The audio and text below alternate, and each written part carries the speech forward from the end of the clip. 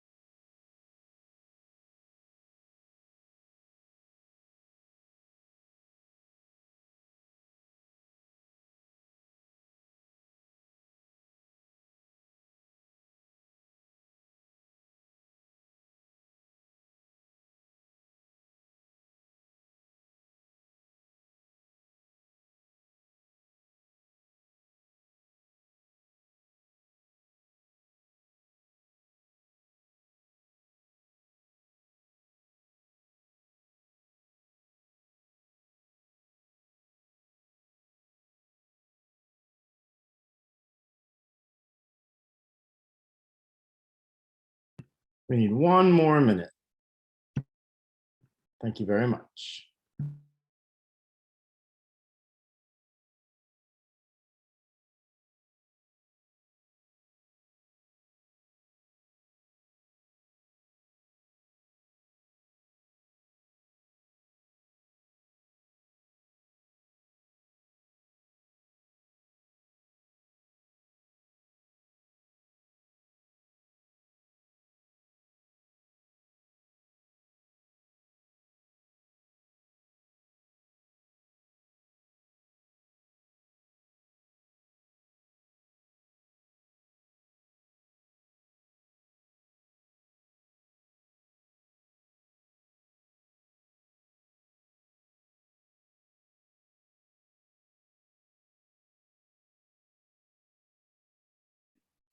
Good evening, everyone.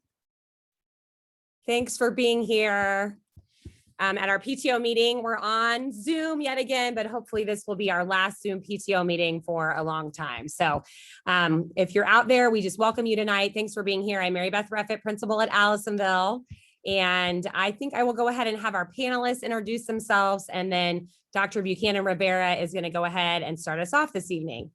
So I'll just call out our panelists as I see them on my screen, and if you can say hello and your role, and then we'll get started. Steve, Mr. Auslander.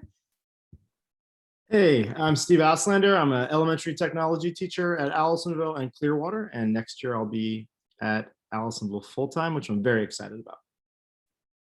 Thanks for being here. Mary? I think you're muted, Mary. Ha! There we go. I'm Mary Cunningham. I am the vice president this year on the PTO.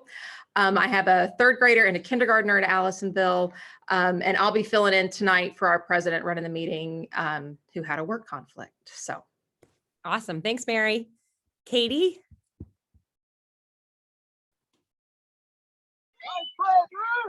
Hi, I'm Katie Killingbeck. I'm sorry, I'm out at a softball game right now. And I have a first grader and a third grader. I'm corresponding secretary, and next year I will be recording secretary. Thanks for joining us from the ball field. Teresa. Hi, I'm Teresa Birdzell, and I have a fifth grader. So we're unfortunately aging out a little, as they say, but have been on it for all 5 years. And it's been lovely. Great way to meet people, and I appreciate everything. Thanks, Teresa. And I'm not sure who TGCI is. Mary, do you know? Cynthia. it's Cynthia. Oh, hi, Cynthia. You want to introduce yourself?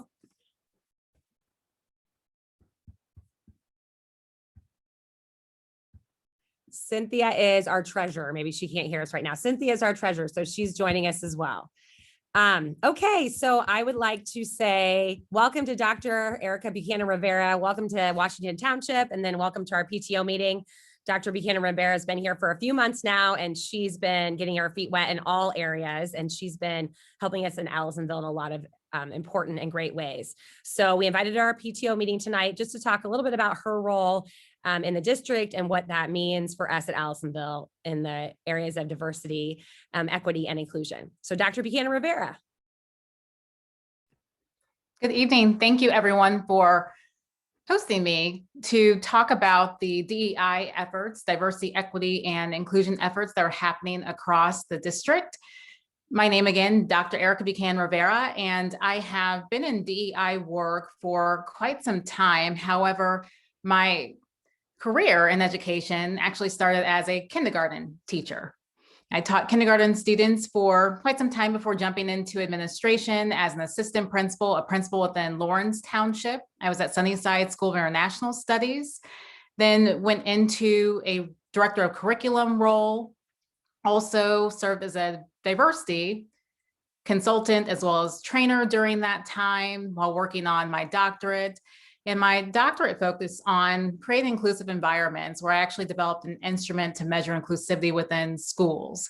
So using that knowledge base, I accepted a chief equity officer position in HSC schools and joined Washington Township mid-year this year. So I have hit the ground running.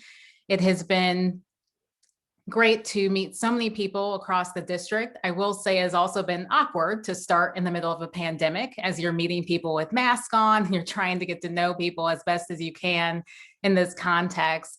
However, I'm really blessed to be here and to work with all of you this evening to shed light on the work we're doing within our district. So I am going to share my screen if possible.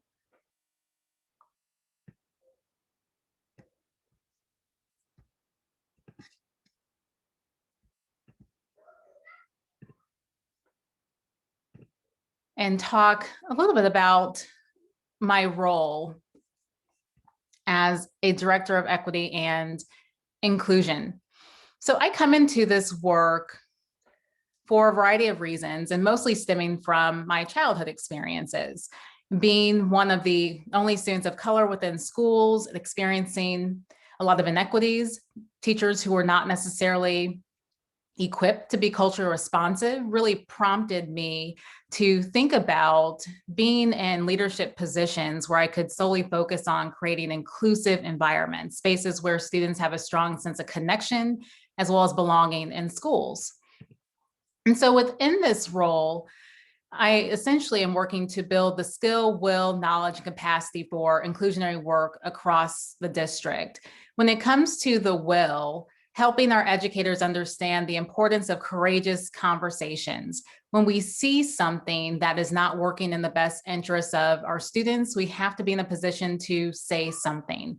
We have to ensure that we are always working to meet the needs of our students. And we'll talk about that in terms of what equity means and what it should look like across Washington Township. So engaging in equitable practices, we also have to understand the systems our students are operating in, as well as understanding the conditions that either support learning or perhaps hinder the learning experiences of students. And then come together as a school district, as a leadership team within the district. We do have a district equity leadership team for that matter called DELT. We have to think about what does it look like to eradicate some of the barriers that hinder the success of our students. Also honoring the humanity of our children. We live in a diverse district with students who come from a broad array of backgrounds, racially, culturally, linguistically, ethnically, ability-wise. And we have to honor our students and make sure that we're creating affirming spaces where their identities matter. As far as building capacity, we do have district level teams. As I mentioned, we have a district level equity team, and that team meets on a consistent basis monthly, where we talk about systems throughout the district and how do we create not just spaces of belonging, but spaces where students are able to receive the services that they need to have advantageous outcomes throughout our district. We also have resiliency teams and SEL teams, which are school-based teams within buildings that are working collectively with myself, with other leaders, to also identify perhaps barriers within their own schools. And so they have those courageous conversations, they address the things that need to be changed, and they're working in partnership with team members who are able to hold them accountable, who are able to push and develop their growth. And so those type of conversations are happening throughout the district because we're not able to change what our students are experiencing in terms of circumstances that aren't meeting their needs unless we engage in those critical conversations and hold each other accountable to change climate as well as culture. We do have some student groups throughout our district, and I will be working to cultivate more of those groups because it's important for students to have agency and to have voice and to be a part of conversations where they're thinking about changing their climate and culture to be more of a inclusive space and environment. So we'll have those type of sessions that will take place throughout the year too for our students in time to come. In terms of skill, making sure that our educators using mindful communication, in order to understand who we're serving, we have to know. And so it's important to engage in a dialogue with our families. So providing those opportunities for voice, for feedback, is going to be something that we'll have to be mindful of throughout the district because we want to make sure that we're creating those spaces for communication to take place. Restorative practices is another area that we're also looking at as a district. How do we repair harm and address behaviors that we may see in restorative ways? How do we provide students the skills to understand behavioral responses? So those are some things that we'll continue to work on throughout the district. Developing allyship for one another. We want students to be upstanders. We want them to be able to speak up for one another, to hold space for each other as allies. And so that will be an important dynamic too, when we think about cultivating a classroom community where students have a strong sense of connection. Anti-bias and anti-racist work is also important. And we have started a lot of that work on a district level through funding of the Advancement Center, as well as making sure that our families as well as students understand their rights. And so as a part of this role, I also oversee Title IX procedures, and we are working right now to revamp a lot of our procedures across the district. So I'm starting to look at systems coming in new with fresh eyes and different perspective to make sure that we put some things in place to honor the safety, of our students, as well as Title VI. When we look at civil rights, color, country of origin, looking over those discriminatory cases as well, if they emerge throughout our district. And so that just gives you a general scope of some of the things that I oversee within my role, including high ability systems as well, working closely with those who have been, deep within gifted education throughout our district, and just partnering with their expertise and their knowledge base to just determine how do we create an environment that gives all of our students access as well as opportunities. So just to break down this language, because I think there are a lot of misconceptions and misunderstandings when it comes to DEI work, I just wanted to take the time to just explain, what does that even mean? So when we think about DEI work, diversity, equity, inclusion, diversity is just a numerical representation of differences. Oftentimes people will use the term diversity to describe race. However, it just means differences. So it's typically a term that is used out of context all the time. And so when we think about the diversity of students that we have, again, we're not just talking about race, but we have various ability levels. We have students who are coming from various English backgrounds or language backgrounds who do not speak English as their native language. And so we have to take all those things into consideration when we are developing service plans to meet the needs of our students. And equity is just the concept of giving students what they need. And that could be, looking at the services that we provide, how we outreach to students, how we develop learning partnerships, but it's ultimately understanding students, their needs, and making sure we're putting measures in place for students to thrive. And a part of that work is also making sure that we are removing some of the barriers. So we know that there could be barriers within our system, which could include policies. It could be the ways in which we are delivering teaching methods. There could be all kinds of barriers that even you as parents can identify. And we have to take those barriers into consideration when we are meeting and talking about our systems as leaders, and think about how do we immerse ourselves in work where we're actively removing those barriers to make just conditions for our children. And so that is what the concept of equity is all about. And I think it's important to be clear on that, because there are a lot of narratives out there as far as what equity work, diversity, or inclusionary work means. And at its core, it's simply making sure that we give each student within our district what is needed for their success. And inclusion is the ways in which we engage diversity and make sure that we are creating spaces that generate those strong sense of connections as well as belonging for our kids.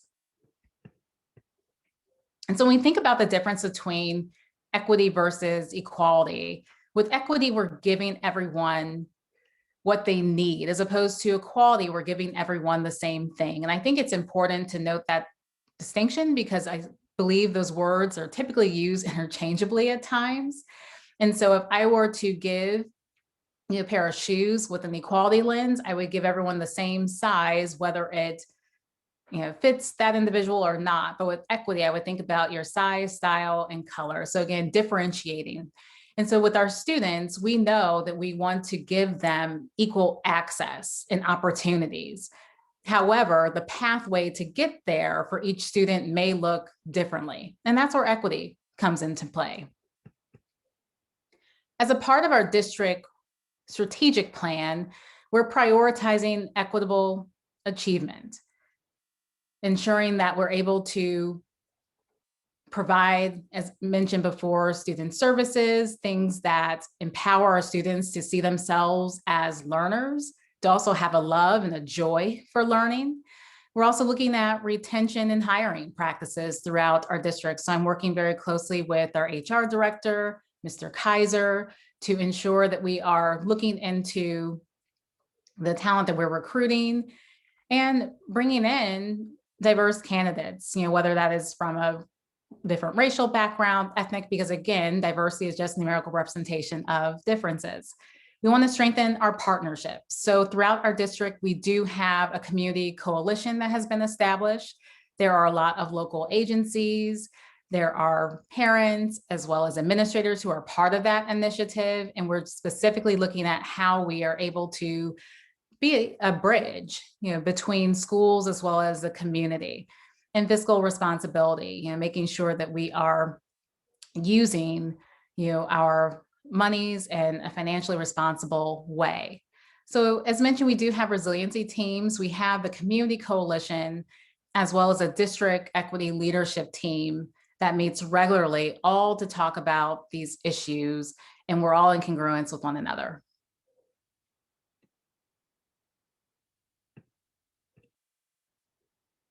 So just to give you more of a snapshot of just some of the things that we're working on within our district equity leadership team, and we really need to think about the ways in which we remove some of the oppressive structures. When I use the term oppressive per research, we're talking about the things that obstruct the mind, body, and hinder performance for our students. We know that there may be, as mentioned, some policies or maybe some procedures or various things that happen in the classroom, interpersonal relationships between students or teachers that may hinder performance, that may be oppressive structures that do not allow for students to receive what they need to perform at high levels. And so we have to, again, have those courageous conversations, identifying what those barriers are, and then we have to work to eradicate them. We have to work to remove them. And that could be a process at times that may require the input of various stakeholders. It could require a lot of research to determine, what is out there that, has been effective in terms of, an equitable system. So it is a process, and certainly we do not see those changes occur overnight. Yet we are committed to changing things, especially if, the current structures are harmful to kids. And so with some of the areas that we see, that may pose barriers, on an individual level, biases and the beliefs that are carried, that into the decisions that we make. So we have to be conscientious of that. Interpersonal relationships. There may be some things on an institutional level that are happening in our district, or structural barriers where things outside of our district within the community may influence what happens within schools. So when we are working as a district, we have various areas of focus to address some of those barriers that may, again, hinder performance. One of those areas, teaching and development. So we're working on providing professional development where our teachers are not just learning theories of education, but they're putting that into practice. And we want to give them the time to debrief, to learn, to be able to collaborate and unpack their learning experiences together. Diversity in co-curriculum. We want to have curriculum that reflects the identities of our learners. It's important to ensure that we have representation, within our curriculum. And so we are looking to, work on some of those areas that may have various gaps throughout our system. Intercultural engagement, making sure we're building community partnerships, as well as looking at climate and culture to ensure that we have identity affirming spaces, which is also a part of our vision for teaching and learning, as we want to have equitable, affirming, as well as responsive environments.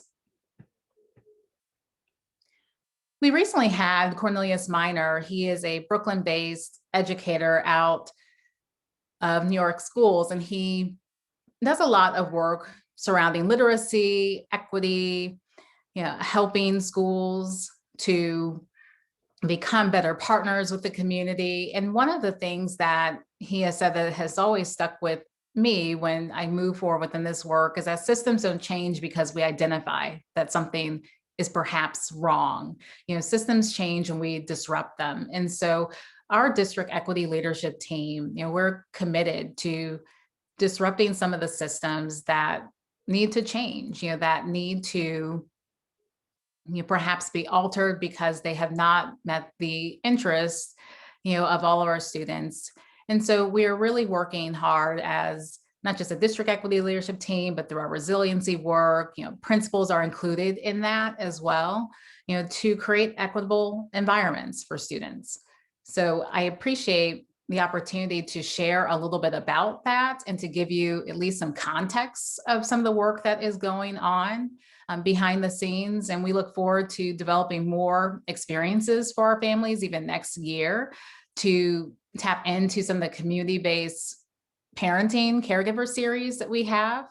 So if you did not attend the implicit bias workshop that we had perhaps a couple of weeks ago, we do have one that is focusing on parts of our brain and how it functions within the next week, led by our SEL coaches.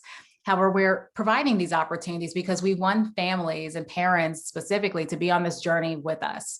We have to learn, we have to grow together. We don't know what we know, don't know what we don't know at times. And therefore it's important to take the time to have an intentional pause and to learn among a collective. So we're just excited to provide these opportunities throughout our district and happy to work in partnership with our families. So I thank you for this opportunity, and I would be open to any questions about anything I've just shared. Thank you, Dr. Buchanan Rivera. I believe that the chat is open. This is a webinar, so we won't be able to have a live conversation except for with the panelists. So anyone can chime in, or if you'd like to put it in the chat as well. If not, we will go ahead and move on to the PTO portion, but we really thank you for being here. Oh, thank you. That was a great overview and just such great work. So we appreciate you taking the time tonight. And I know it's your sister's birthday, right? So she's headed out. It is. That's great. Yes, virtual celebrations for now. She's out of town, but looking forward to the day when we're all able to connect and hug again. I know it will come soon. All right. Well, thank you for being here. Thank you. Have a good one. And we have a few folks who have joined us, so I'm going to have them introduce themselves as well. Emily, you want to introduce yourself? Hi, everybody. I'm Emily Berger. I am incoming VP and slated for the VP position next year. I have a third grader and a first grader at Allisonville and an almost 2-year-old who will be coming up the ranks in a few years. So I'll be a lifer like Cynthia, I think, right, Cynthia? And just happy to be here tonight. Thanks, Emily. Angela? Hi, I am Angela Reed. Let's see. Yep. And I have a kindergartner as well as a 2-year-old, and I co-chair the diversity committee with Jennifer Franklin. She is a parent as well as a 5th grade teacher. Awesome. Thanks for being here. Sure. And Cynthia. Sorry about before. I had to have 2 devices and only one of them was on. So I am a parent of a 5th grader. As Emily has said, I am getting ready to finally leave Allisonville after 11 years. I have a high schooler. She's getting ready to be a senior in 2 years, and I'm the treasurer. Great. Thank you, Cynthia. Okay, Mary, I'm going to kick it over to you. I know we have some things on the agenda. All right. So first up is just the minutes. The last minutes from the general PTO meeting on August 27th were approved by the executive committee the following month. Unless someone has a burning desire to have them read, we will have them on file. If you are interested in having them read, let me know and I will send them to you. Next up on the agenda is just the president's, vice president's report. I wanted to, it's just obviously we all know it's been an unusual year. We have not been able to do everything that we normally do as a PTO, and we've not been able to do half of what we have done in a normal way. So I just kind of wanted to highlight some of the things that we have been able to do for the people who are here so that you just know how much work has gone on behind the scenes from parents just like yourselves. At the beginning of the school year, we helped purchase the new AV Gator shirts that came home with your kiddos. We provided lunches and coffees for teachers throughout the school year. Every month with the Gator Gazette, there went out a PTO newsletter just to kind of help keep parents informed about what was happening around the school for the month. We reimbursed teachers. We gave them grants for supplies and other items that they've purchased, some ongoing learning type stuff that we've done or that they have done. We, in October, made a point of calling kindergarten families and welcoming them. Clearly, there was no orientation this year, so we wanted just to do what we could to help make them feel welcomed.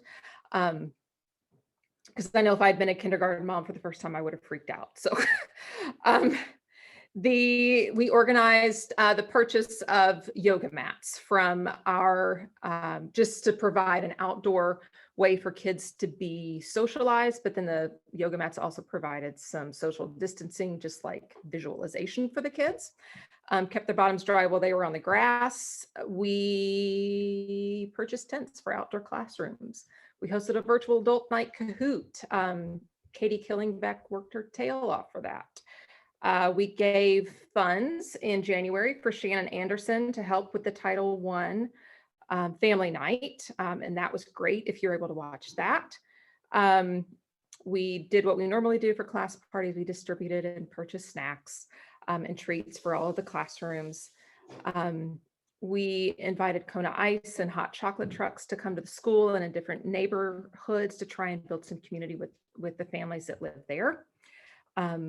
We helped Mrs. Bob organize Snowflake Assistant programs at Christmas. We provided volunteer support for the Everybody Counts event that was in March. We compiled the school directory and then provided things for Teacher Appreciation Week that I'm going to let Katie go into here shortly, and then also worked on some of the end of the year 5th grade celebrations. So it has not been a normal year, but it has been still a good year. And I've been really happy to have worked with the people that we've worked with this year to try and make it feel kind of normal for our kids. So up next is Cynthia, and she's going to give us a recap of how the budget was spent this year. So as she mentioned, our year was not normal in any way. So trivia night is usually a really big fundraiser, and we knew that that was not really going to happen this year. So you can see that we did take in almost $3,000 in trivia night. We did take in almost $5,000 for the fall fundraiser, which was really fantastic for us. We also have been taking in a lot of money on the dime to donate. We have $1,242.68. And that's thanks to all of you guys who go out and eat for us. Kroger's, whenever you use your Kroger cards, if you have it tied to Allisonville, we've gotten $1,648.70 this year. We just started Amazon Smiles this year, but you have to actually go to the website and click, Amazon Smiles, not just Amazon. But we have made $70.81. So we're really hoping that will build up next year. We did take in a few donations, $325.92. Other community fundraising that we did was $224.40. That includes the box tops, and then other just miscellaneous income, $362.51. And then our expenses, again, not a normal year. So and we knew that going in, so we pared down the budget. So that way we were not putting things in the budget that we knew were not going to happen. We spent $123.79 on the Popsicle Pop-In before we knew that it was going to be canceled, but those were items that will be used next time. We did spend $739.50 on the room parties this year. Our teacher appreciation, so far we have spent $1,762.94, but there's a lot of expenses still coming in, like they had a food truck today. We have given out grants, $3,291.19. And as she mentioned, there were the yoga mats, the tents, some sensory items for some of the classrooms, a lot of things, special things that the teachers really wanted. And then classroom supplies. We let the teachers spend up to $200 and we reimburse them for purchasing extra classroom supplies that they don't normally get, that they would spend their own money for, and we don't want them to do that. So we reimbursed $5,037.15. If there's any questions or you want to know more details, if you really, really would like to know the ins and outs, please feel free to contact me and I will be happy to go over things with you.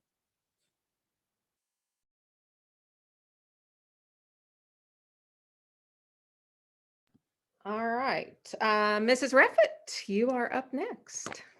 Okay, great. Thank you. Well, I first just want to start by saying thank you so much to the PTO for all your support this year. It has been a very unconventional year and you've been there for everything that we've needed it plus more. So we just thank you so much for your support, and parents, thank you. I know that you haven't been able to come in the building at all this year, which is a disconnect and sometimes frustrating, but your support is felt in so many other ways. So this week is staff appreciation and we've had a great time and so far, and we thank you for lunch today. And we had breakfast on Monday. So just thank you for all that. I will say with the fundraising and that provides for the grants, we could not operate without that. So we just truly thank you. There are some things in school funding that we just can't fund, like some of those sensory things that Cynthia was talking about, and some of the classroom supplies, we don't have funds for that.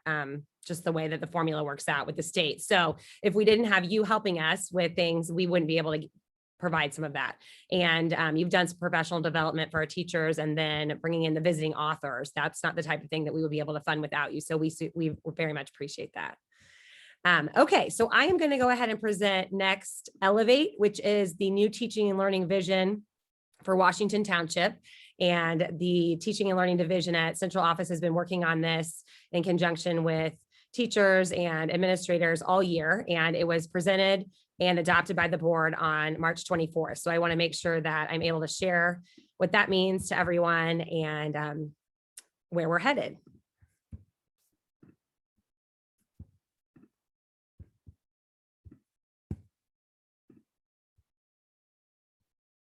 Okay. The core beliefs of the new vision, which is named Elevate, because we are elevating our teaching and learning in Washington Township. And it piggybacks a lot of what Dr. Buchanan Rivera was sharing at the beginning of the presentation today. So we believe that equitable schools operate with the fundamental belief that every student in every classroom can and will elevate their learning to the highest potential. And that means these 4 bullets here, that we have high expectations for culturally responsive, student-centered instruction.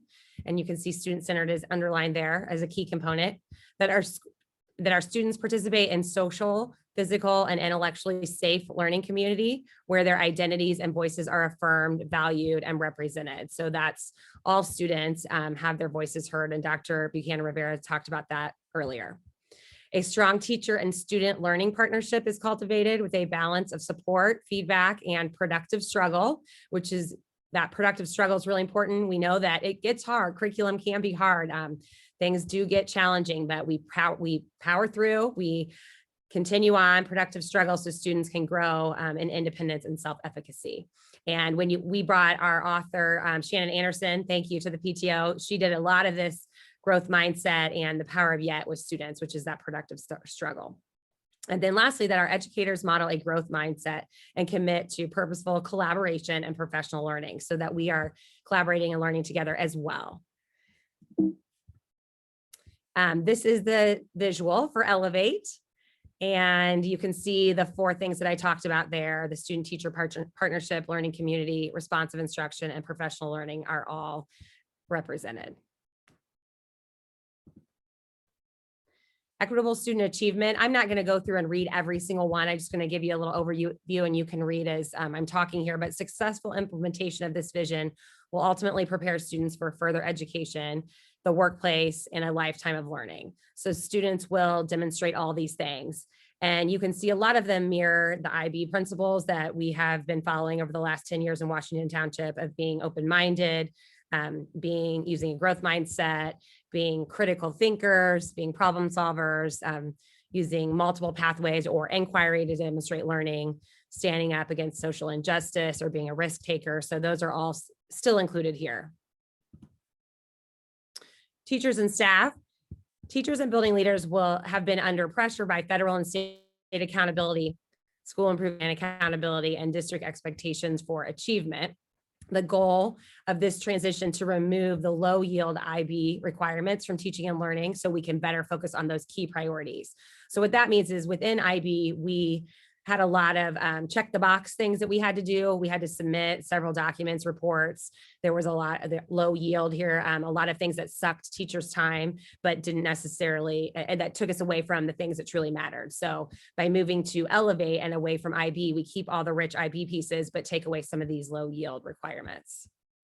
The new vision will reduce duplication of effort and time and align efforts with. This means the DSP is the district strategic plan, and Dr. Buchanan Rivera projected that earlier. It will also create improved instruction transparency on how to plan, develop, implement, and evaluate best practices. So here are some key questions about the new vision for teaching and learning in Washington Township as we elevate achievement. So what have we learned from IB? I've talked a little bit about this, but we've been an IB or International Baccalaureate district for the last 10 years. We have the primary years program and middle years program in the upper grades. So this means that we had inquiry and project-based learning, unit development that incorporated key concepts and transdisciplinary themes among disciplines, learning that leads to student action and reflection, and moving from a teacher-dominant instruction to a more student-centered approach. So these were all the things we learned under IB. We really perfected our craft, and we are just so grateful that we had that experience for the last 10 years to do that. Review of the IB implementation objectives. So the initial IB implementation objectives are on the left here, and then on the right, in the last 10 years, we have achieved needs improvement or progressed in the following areas. So you can say we have achieved, you can see we have achieved most everything. Progressing is still that we would develop reasonable world citizens in relation to language and culture, that foreign language piece there. And then the needs improvement category is still the racial achievement gap that we are continuing to work on in Washington Township. So what do we do to move beyond IB to elevate teaching and learning in schools? Oops, sorry.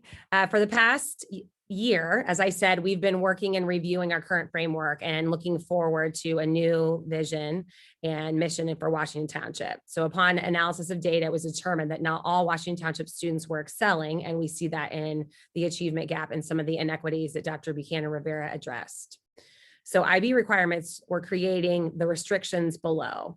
So you can see there's some of the things that I talked about before. These are some of the restrictions that IB required, and it did not allow us to really become flexible and elevate our learning.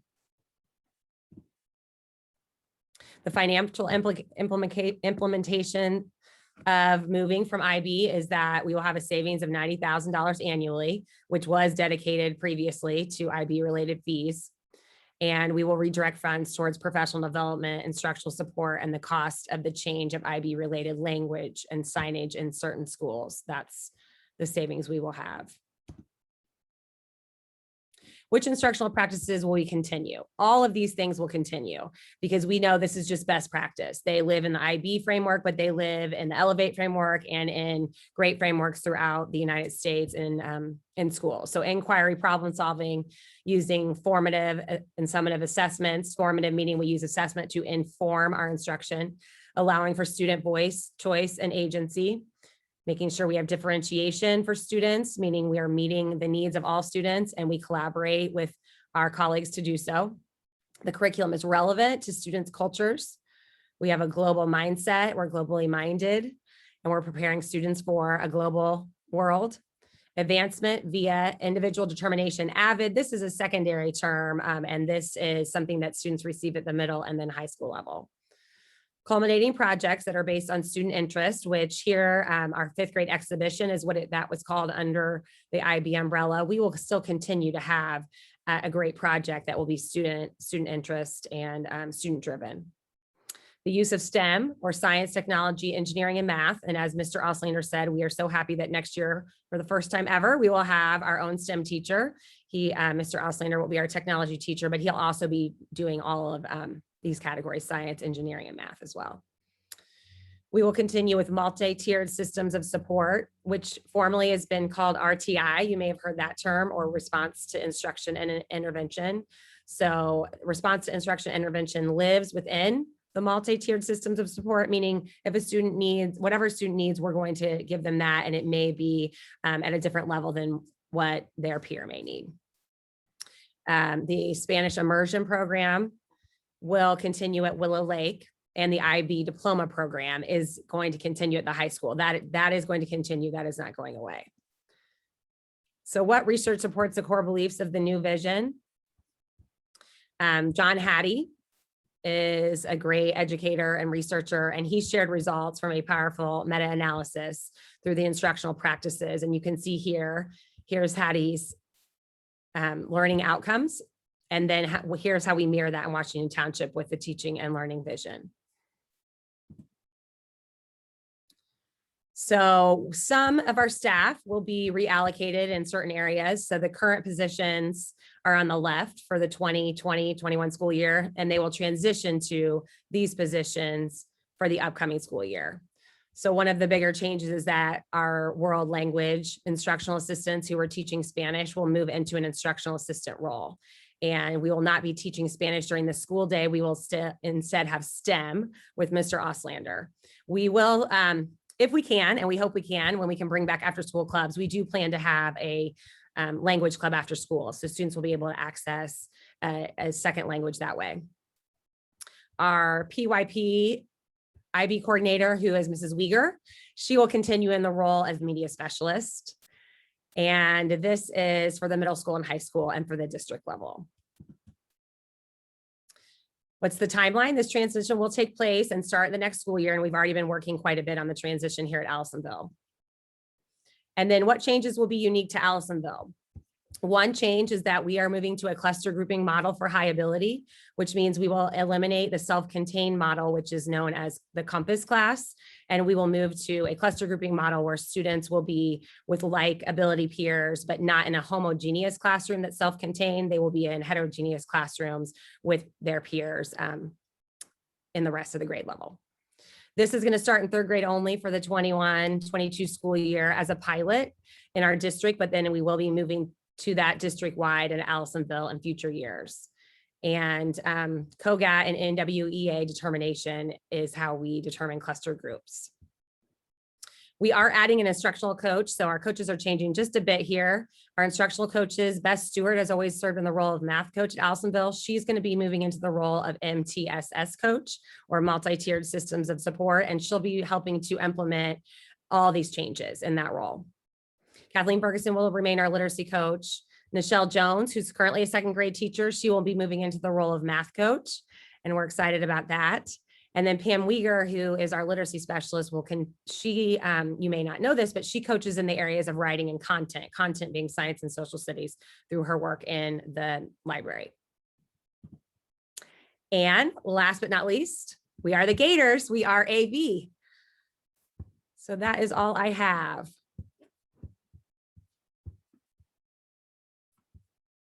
See if I can get off of here. All right. Thank you. Thank you. Any questions for Mrs. Reffitt before we move on? You can use the Q&A chat box at the bottom.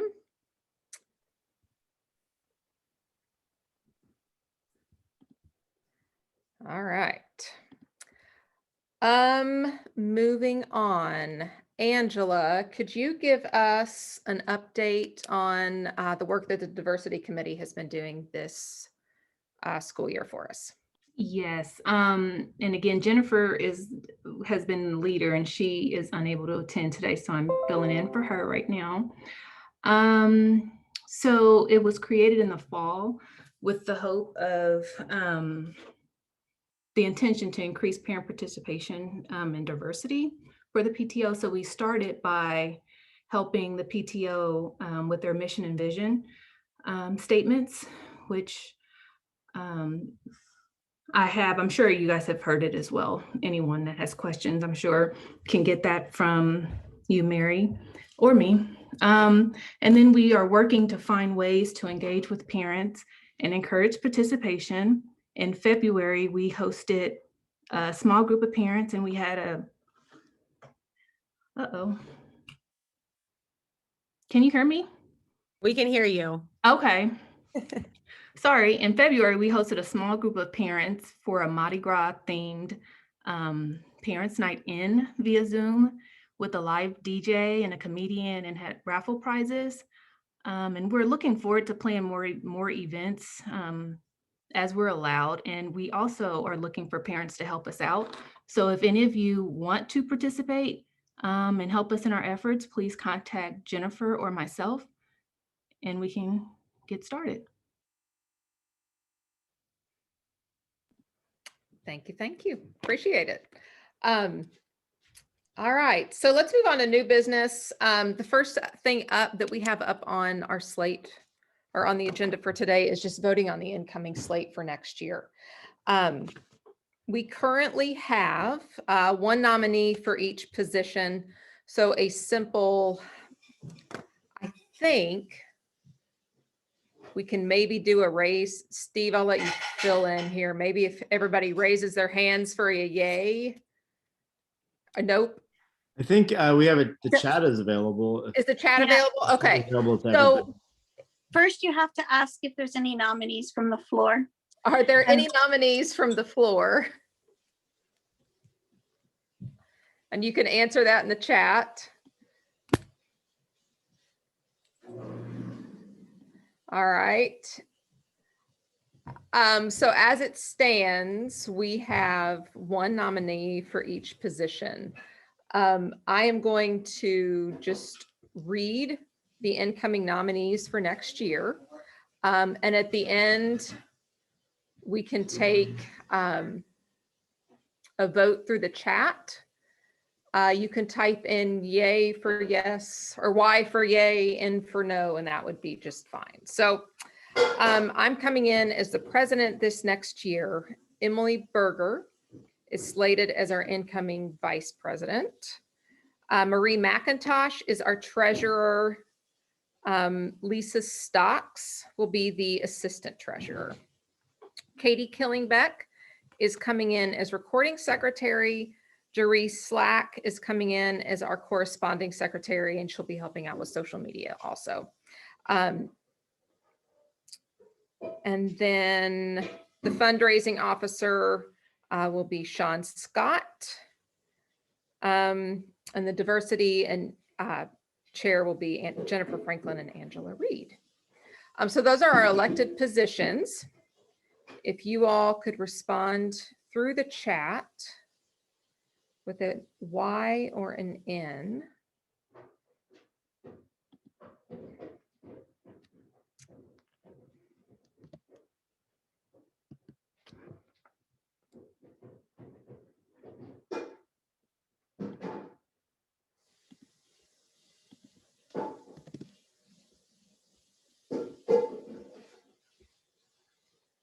I'll give you guys a few more minutes to respond. And then while that's going on, then I'm going to let Emily Berger speak to the open committee chair positions that we have at the moment. Great, thank you, Mary. I want to thank all of our current volunteers, even those who volunteered last year, who I don't think we got to formally thank with like a official meeting at the end of the year amidst the start of the pandemic. And then everybody who's already agreed to come back and serve next year, either in your same position or in a new position. As both Mary and Mary Beth talked about, like we wouldn't be able to do any of this stuff without the support of parents and all that revenue coming in and the income and all the fun things that we were able to do for teachers and students this year is because of parent involvement for a lot of the events that we put on that raise a lot of money and provide a real sense of community for the school. So I don't know about you guys, but when we were shopping for a house, gosh, back in 2016, everyone spoke so highly of Allisonville because it was kind of the community to be in because of the parent engagement and support. And so I know this has been a tough year for everybody and we're all feeling maybe a little bit burnt out on all things school and ready for summer. But Mary Beth and I had a chance to meet last week, and there's just a lot of exciting opportunities for next year, but we really need everybody to get engaged to pull that stuff off. So we have a few remaining open positions, and we would like to encourage and invite everybody to be engaged and take over some of these committee chair roles. And what I want to say about these is, in reaching out to some parents, nobody should feel intimidated about taking on some of these volunteer positions, or if you haven't had an opportunity to be as involved in the PTO prior to, or maybe you're a kindergarten parent or a first grade parent and you're not sure what might be involved, any interest that you have, please just reach out to me, reach out to Mary, and we will connect you to some resources. This year we've had all of our past chairs submit some event templates that we hope to use as resources for those coming in to help us volunteer for those new events. And Mary Beth and all of the staff at Allisonville have been really excited to kind of re-envision some things we've been doing for a while and make these even better than they've been before. And we can only do that with some kind of the spark that comes with new parents getting engaged. So if you haven't already taken on a role and you're interested, these are the positions that we have open. We have one holiday luncheon, holiday bazaar opportunity. And just note that some of that calendar is obviously still in flux as we kind of, fingers crossed, wait to see what the 2021-22 calendar brings. We're looking for 2 to 3 volunteers for Everybody Counts. And 2 to 3 volunteers for what some of you might remember as Dancing Through the Decades, and what will be a spring Gator Jam spring carnival toward the end of end of the school year in 2022. So we're looking for, that's one of the biggest events we have during the year, and the kids love it. So we're looking for some volunteers to help us kick that off. 1 volunteer for trivia night, and you will have a co-chair for that.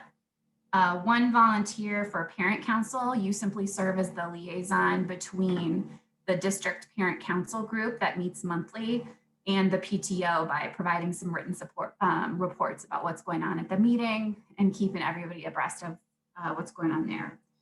And then 2 room parent coordinators. So those are the folks who coordinate with room parents for parties and helping kind of get information out related to the PTO, and then also an incoming vice president. So like I said, if you've not been engaged before, if this is your first meeting, I don't want that to scare you.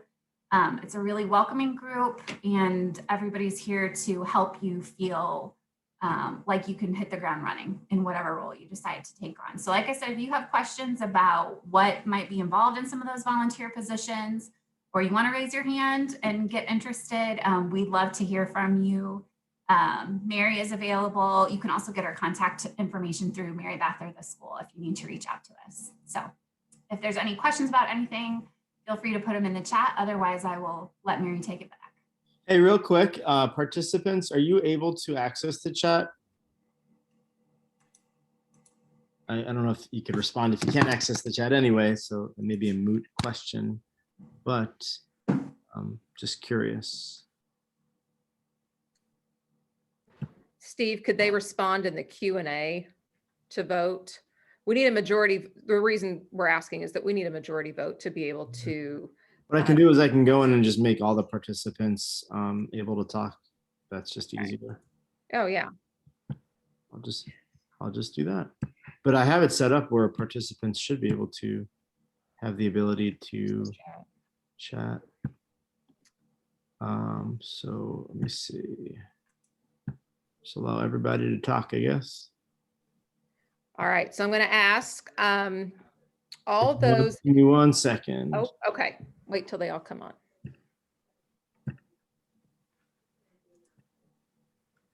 So can't do it. I don't think I can do it in one fell swoop. I have to.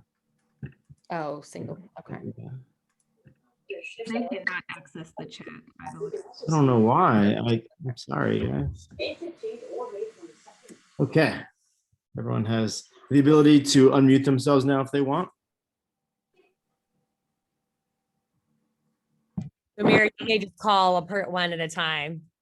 Do what? You may just call a parent at a time. Well, I can do just a voice vote. Is that right, Cynthia? Yes. Okay, so all of those in favor of the slate as it stands, if you would unmute yourselves and give me an aye.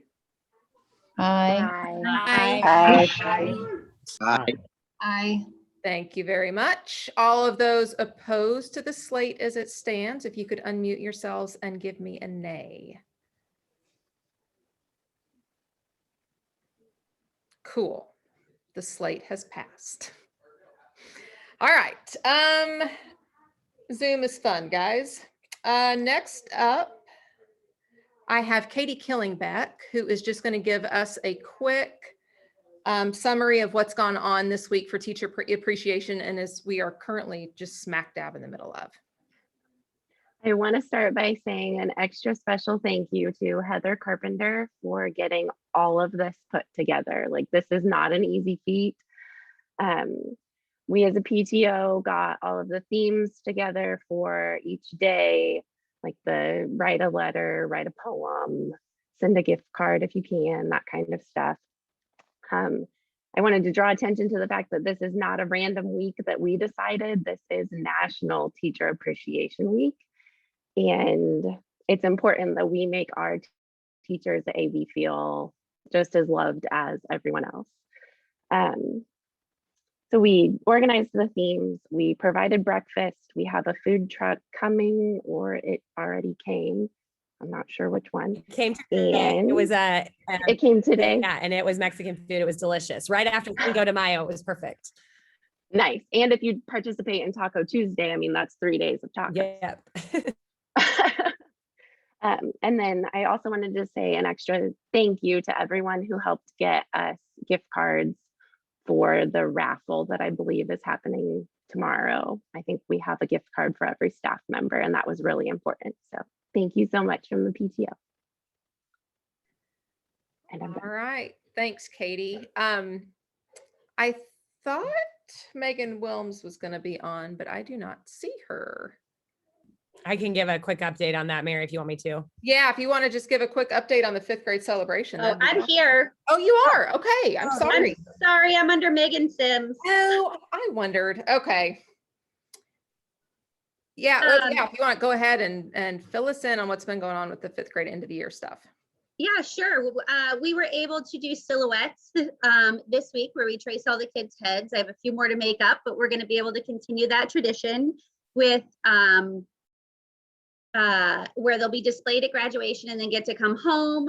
We are planning on doing and Mary Beth can give more details because the school is handling this end, but a video where at graduation, because it will be virtual only, though the kids will attend, but then the parents can view at home with their children, and I'll let her give those details. But we'll be also provide, the PTO portion will be providing decoration. We're going to provide a Kona ice truck for part of their fun day.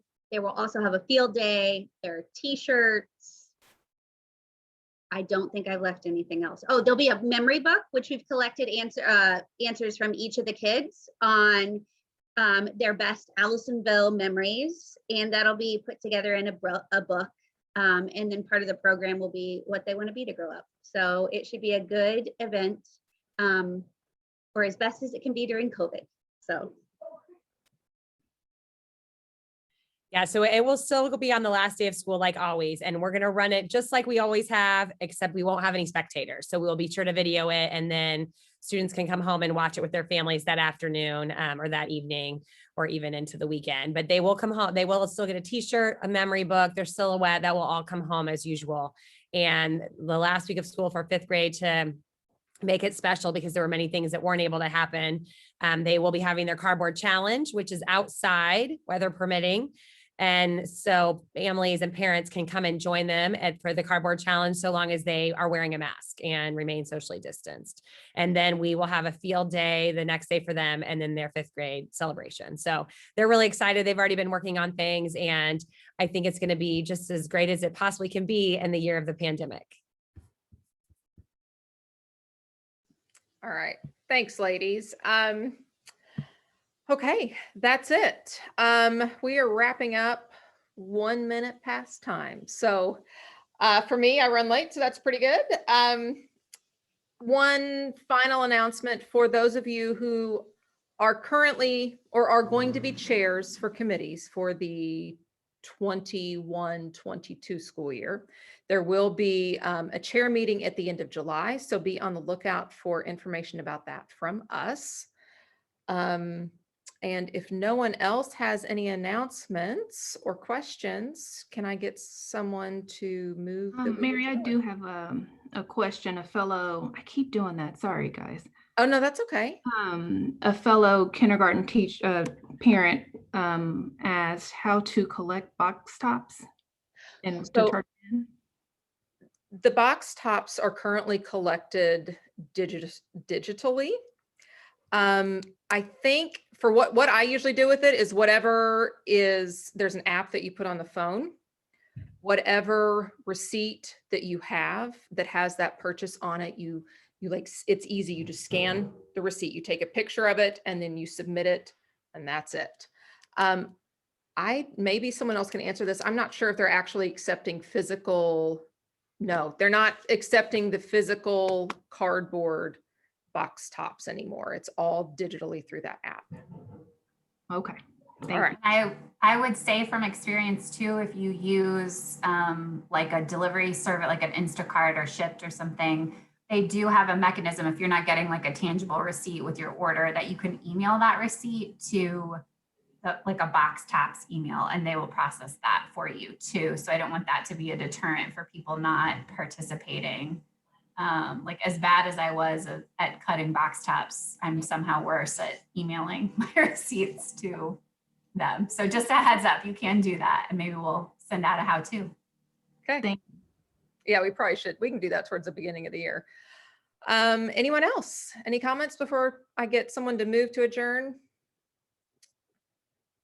Or a motion to adjourn? All right. Cynthia? I was just going to make your motion. I was waiting. Make my motion. I move to adjourn the meeting. All right. Do I have a Second. second? All right. Thank you, ladies. Have a great night. And thank you, everyone, for joining us. We appreciate you spending your time with us tonight. Thank you.